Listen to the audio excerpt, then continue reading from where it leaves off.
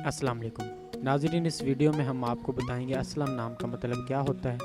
Video की जानिब बढ़ने से पहले अगर आपने अभी तक हमारा चैनल सब्सक्राइब नहीं किया तो जल्दी से चैनल को सब्सक्राइब कर लें और साथ ही लगे बेल के बटन को लाजमी प्रेस करें।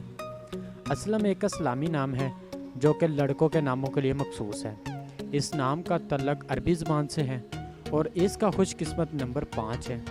असलम के मायने महफूज व मामून, पकीज़ा, साफ़ और सलामत के हैं। असलम एक इस्लामी नाम है जो कि लड़कों के नामों के लिए मखसूस है।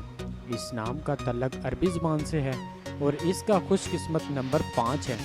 असलम के मायने महफूज व मामून, पकीज़ा, साफ़ और सलामत के हैं। इस नाम से मुतल्लक आप इस चैनल पर तमाम तफसीलात हासिल कर सकते हैं।